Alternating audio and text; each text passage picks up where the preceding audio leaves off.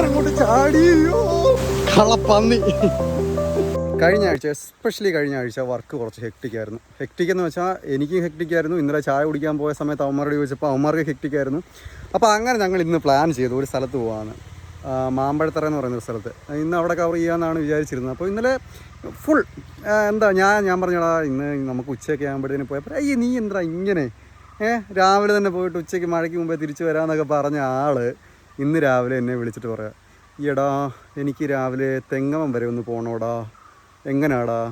അപ്പോൾ ഇന്ന് ഞാൻ രാവിലെ 8 മണിക്ക് എണ്ണീച്ചിട്ട് ഞാൻ നോക്കിയിരിക്കുക.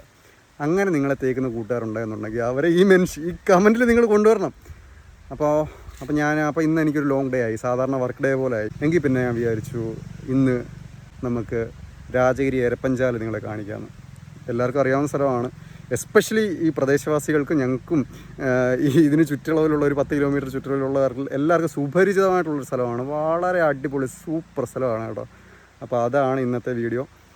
അപ്പോൾ അറിയാത്തവർക്ക് വേണ്ടിയിട്ട് പറയുകയാണ്, ഇത് പുനലൂർ മൂവാറ്റുപുഴ സ്റ്റേറ്റ് ഹൈവേ 8 ആണ്. സ്റ്റേറ്റ് ഹൈവേ 8 കൂടൽ ജംഗ്ഷനാണ് ഇവിടുന്ന് കൂടൽ ജംഗ്ഷനിൽ നിന്ന് നമ്മൾ അങ്ങോട്ട് പോകുന്ന വഴിയിൽ രാജഗിരി റോഡാണ്.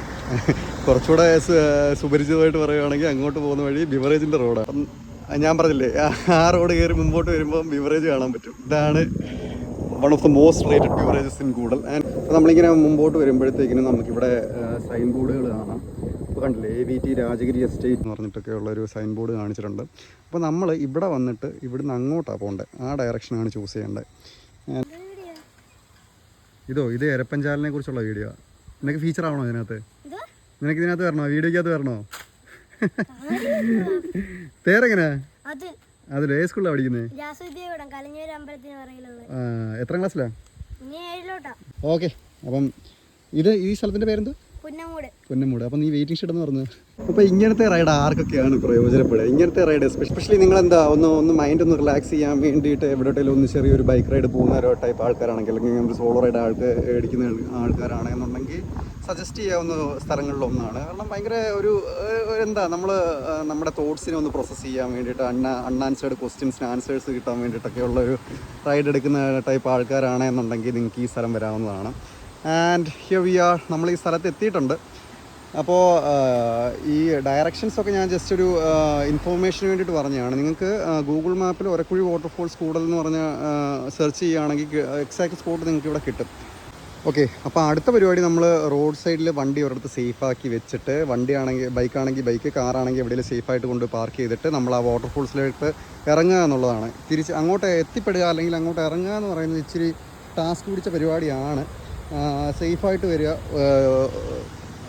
കഴിവതും കൂട്ടത്തിൽ ആൾക്കാരെ കൂട്ടി വരിക. ഇൻ കേസ് എങ്ങാണ് ഇവിടുന്ന് ഉരുണ്ട് താഴെ പോവുകയാണെങ്കിൽ അവിടുന്ന് പറക്കിയെടുക്കാൻ വേണ്ടിയിട്ട് ആരെങ്കിലും ഒരാൾ കൂടെ ഉള്ളത് നല്ലതാണ്. നമുക്ക് ചെറിയൊരു അവിടെ വരെ പോയിട്ട് വരാം അമ്മേ എന്ന് പറഞ്ഞിട്ട് ഇറങ്ങി പോയി ഒന്ന് കണ്ടിട്ട് ആസ്വദിച്ച് വരാൻ പറ്റുന്ന, അല്ലെങ്കിൽ മനസ്സിനെ ഒന്ന് റിലാക്സ് ആക്കാൻ പറ്റുന്ന ഒരു സ്ഥലമാണ്.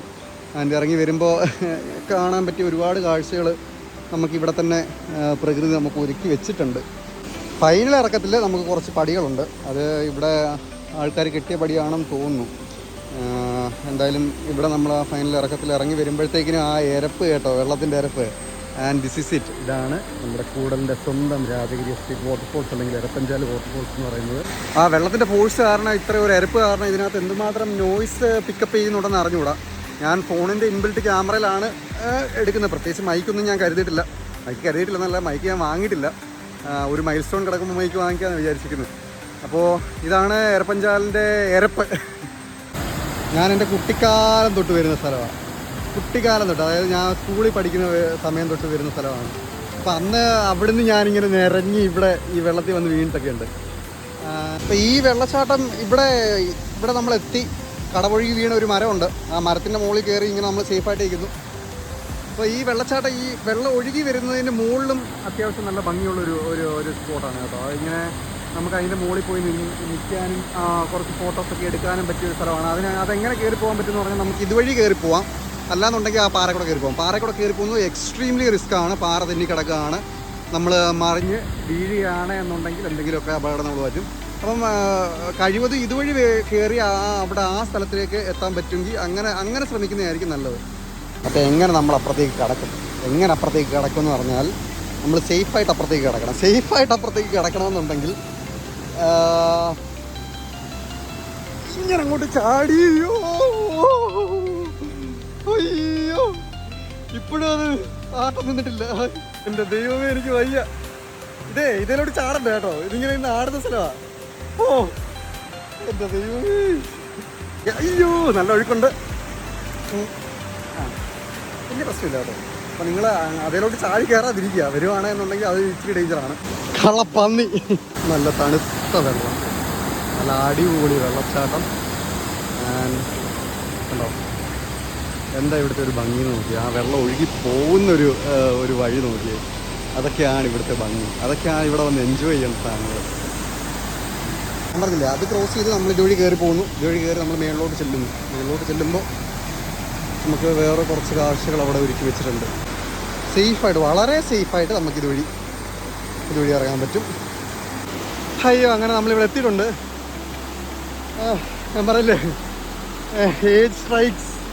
പണ്ട് ഇതൊക്കെ ഭയങ്കര ഈസി ആയിരുന്നു, അതുവഴിയൊക്കെ വലിഞ്ഞു പിടിച്ച് കയറി വരുമായിരുന്നു. ഇപ്പോൾ ഇതുവഴി ഈസി വഴി എടുത്ത് വന്നിട്ട് പോലും അടച്ചു. അഡ്രിനലിൻ റഷായിരിക്കും, അങ്ങനെയൊക്കെ പറയാം. കണ്ടോ, ഇതാണ് ഞാൻ പറഞ്ഞ മുകളിലത്തെ സ്ഥലം. ഇവിടെ വരുമ്പോഴും ഇതുപോലെ ഇങ്ങനെ വെള്ളം നല്ല കുത്തി ഒലിച്ച് നല്ല ഫോഴ്സിൽ ഇവിടെ വരാം. ഇവിടെ വന്ന് താഴോട്ട് ചാടിപ്പോവാണ്. അപ്പോൾ ഇവിടെ കുറച്ചുകൂടെ സേഫാണ്. കേട്ടോ, ഇവിടെ വലിയ ആഴമൊന്നുമില്ല. നമുക്ക് ഇവിടെയൊക്കെ ഒന്ന് ഇറങ്ങി നിന്ന് ഇതൊക്കെ ഒന്ന് ആസ്വദിച്ച് കാലൊക്കെ നനച്ച് ഒന്ന് വൈബായിട്ട് പോകാൻ പറ്റിയ സ്ഥലമാണ്. അപ്പോൾ അവിടെ എത്ര ഭംഗിയുണ്ടോ അതിൻ്റെ മുകളിൽ എത്ര ഭംഗിയുണ്ടോ അതേ ഭംഗി തന്നെ ഇവിടെ താഴോട്ട് പോകുമ്പോഴും ഉണ്ട്. ഇത് താഴത്തെ സൈഡും അടിപൊളിയാണ്. ഫോട്ടോസ് എടുക്കാനും വീഡിയോസ് എടുക്കാനും ഒക്കെ സൂപ്പർ സ്പോട്ടാണ്. പാറയുടെ മണ്ടയ്ക്കൂടെ നടക്കുമ്പോൾ ശ്രദ്ധിക്കണം, പായലുണ്ട്, തെന്നും.